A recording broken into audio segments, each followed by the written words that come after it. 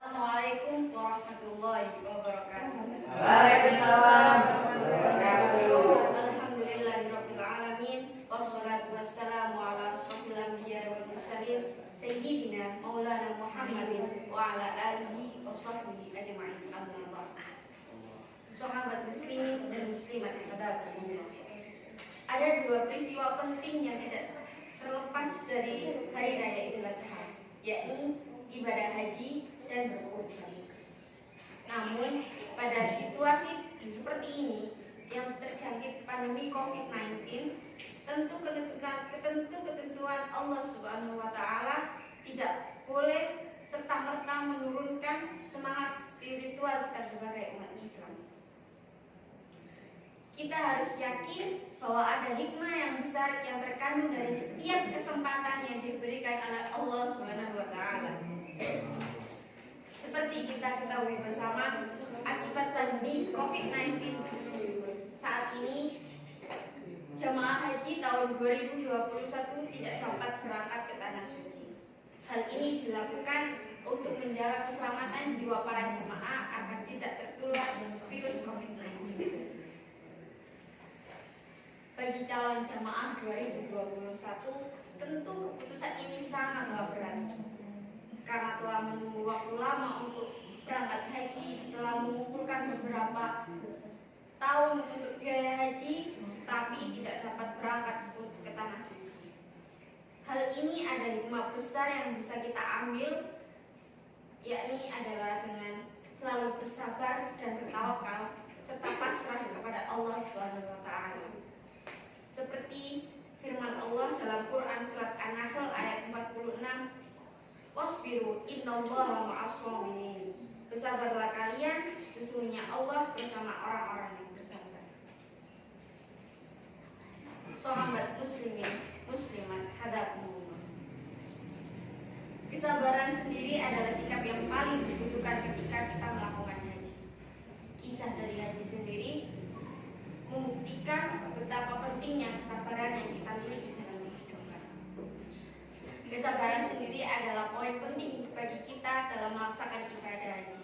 Seperti kisah Nabi Ibrahim alaihissalam sangat besar seperti kisah Nabi Ibrahim alaihissalam sangat bersabar ketika harus meninggalkan putranya Nabi Ismail dan istrinya Siti Hajar di padang tandus sendirian, tanpa makanan, tanpa mata air yang bisa menghidupi mereka.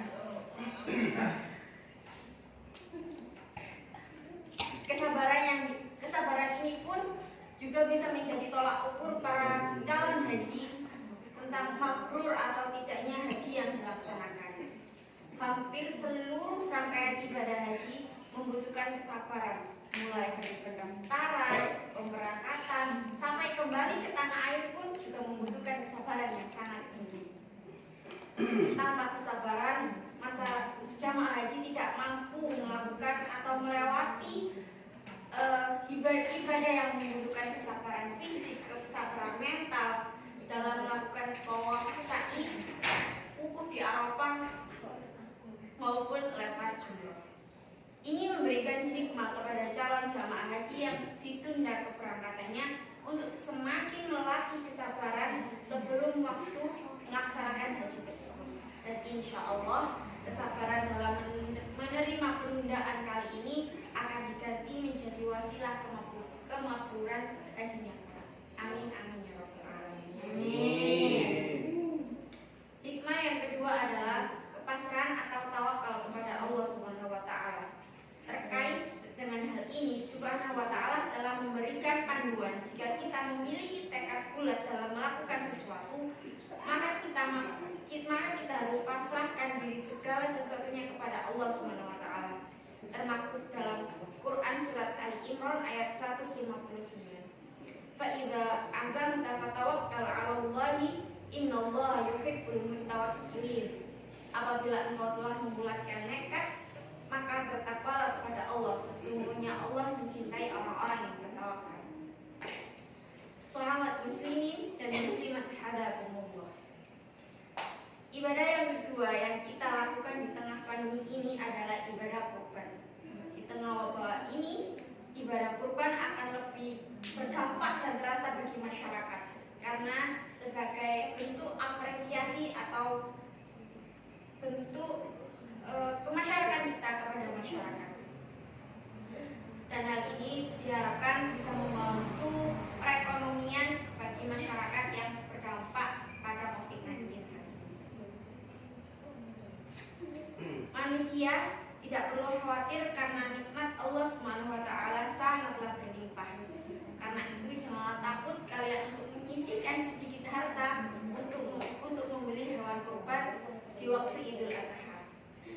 Allah SWT berfirman, "Wa in ta'uddu ni'matallahi la tuhsuha innallaha laghafurur rahim."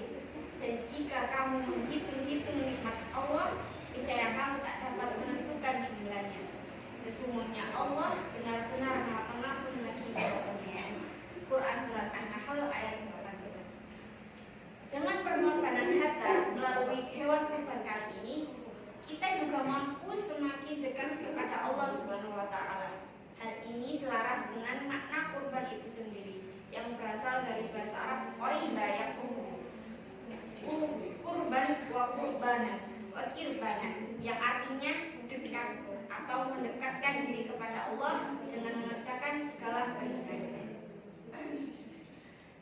Sahabat muslimin muslimat hadakumullah. Dari hal ini kita bisa menarik dua hikmah besar.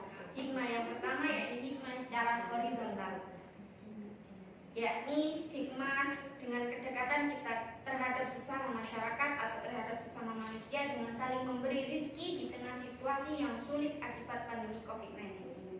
Hikmah yang kedua adalah hikmah vertikal, yakni hikmah dengan semakin mendekatkan diri kita kepada Allah, semakin kita menyadari bahwa kita adalah masyarakat yang benar.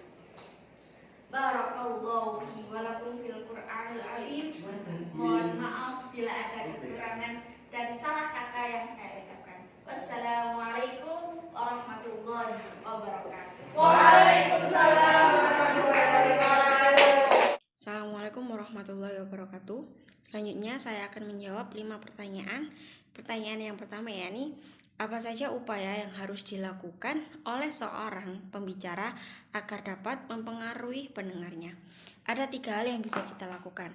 Yang pertama yakni memilih bahasa yang kita gunakan atau tutur bahasa yang akan kita gunakan.